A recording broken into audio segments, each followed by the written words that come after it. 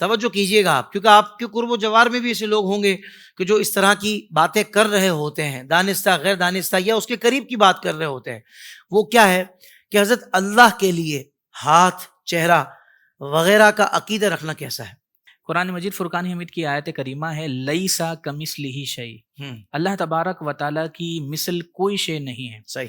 تو اللہ تبارک و تعالیٰ کے لیے کوئی بھی ایسا جملہ کہنا کہ جس سے اللہ تبارک و تعالیٰ کے لیے کسی مثل کو ثابت کیا جائے، یہ جملہ کہنا ناجائز اور گناہ ہے۔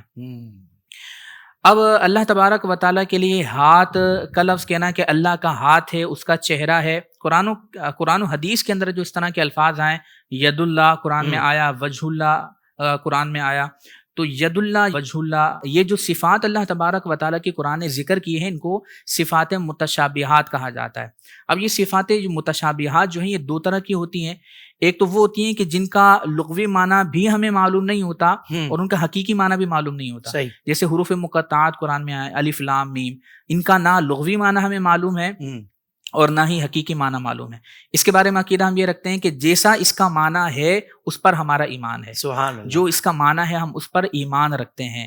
اب وہ کیا ہے، وہ اللہ تبارک و تعالیٰ اور اس کے بتانے سے اس کا حبیب کریم صلی اللہ علیہ وسلم جانتا ہے۔ صحیح۔ اب بعض وہ صفات ہیں کہ بعض وہ صفات متشابہات ہیں کہ جن کا لغوی معنی تو معلوم ہے لیکن ان کا حقیقی معنی ہمیں نہیں معلوم۔ صحیح۔ جیسے ید اللہ، اس کا لغوی معنی کیا ہے؟ اللہ کا ہاتھ۔ وجہ اللہ، اس کا لغوی معنی کیا ہے؟ اللہ کا چہرہ، لیکن اللہ تعالیٰ تو جسم سے پاک ہے، وہ چہرے سے پاک ہے، وہ ہاتھ سے پاک ہے۔ لیس کمثلہ شیء، اس نے ہمیں بتا دیا کہ اللہ مثل سے پاک ہے، لہذا اللہ تبارک و تعالیٰ کا ید ہماری ید کی مثل نہیں ہو سکتا، اس کا جو وجہن ہے وہ ہمارے وجہن کی مثل نہیں ہو سکتا، لہذا اس پر ہم یہ عقیدہ رکھیں گے کہ اللہ تبارک و تعالیٰ کا جیسا ید ہے اس پر ہمارا یقین ہے لیکن وہ ہماری طرح نہیں ہے۔ سبحان اللہ۔ اللہ تبارک و تعالیٰ کا جیسا وجہ ہے وہ اس پر ہمارا یقین اور اعتقاد ہے لیکن وہ ہماری مثل نہیں ہے، وہ جسم سے پاک ہے، وہ جسمانی سے پاک ہے، لہذا اللہ تبارک و تعالیٰ کے لیے ہم عام زبان کے اندر جو کہتے ہیں اللہ کا چہرہ یا اللہ تبارک و تعالیٰ کا ہاتھ، یہ نہیں کہنا چاہیے۔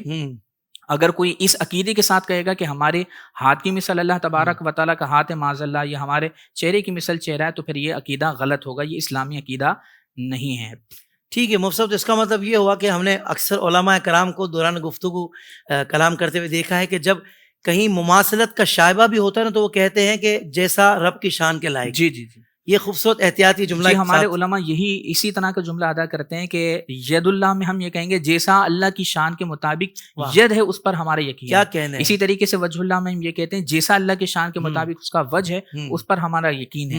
حدیث کے اندر جیسے اللہ تبارک و تعالیٰ کے مسکرانے کا ذکر آیا اور اللہ تعالیٰ تو مسکرانے سے پاک ہے، تو پھر وہاں بھی یہی عقیدہ رکھا جائے گا جیسا اس کی شان کے مطابق مسکرانا ہے اس پر ہمارا سمیع یقین بصیر ہے، دیکھنا ہے، سننا ہے، جیسا اس کے شان کے لائق، جیسا اس کی شان کے ہماری مطابق طرح نہیں ہے، ہماری مثل وہ نہیں ہو سکتا۔ سبحان اللہ۔ اور اس میں بعض ہمارے علماء نے تعویلی معنی بھی ذکر کی ہیں، جو صفات متشابہات ہیں اس کا تعویلی معنی اس لیے ذکر کر دیا کہ ایسا نہ ہو کہ کوئی فرقہ مجسمہ کے ہاتھوں پڑ جائے، کیونکہ فرقہ ہے فرقہ مجسمہ جو اللہ کے لیے جسم ثابت کرتا ہے، تو ایسا نہ ہو کہ ہم تعویلی معنی ذکر نہ کریں اور وہ لغوی معنی دکھا کر اسے گمراہ کر دے کہ دیکھیں اللہ تعالیٰ کا ہاتھ قرآن میں لکھا ہے تو اس کا تعویلی معنی ذکر کر دیتے ہیں، ید اللہ سے مراد اللہ کی قدرت، وجہ اللہ سے مراد اللہ کی ذات، یہ تعویلی معنی ذکر کر دیتے ہیں تاکہ مسلمان گمراہ ہونے سے فرقہ مجسمہ سے اپنے آپ کو بچائے۔ کیا کہنے ہیں مفتی صاحب، سبحان اللہ سبحان اللہ۔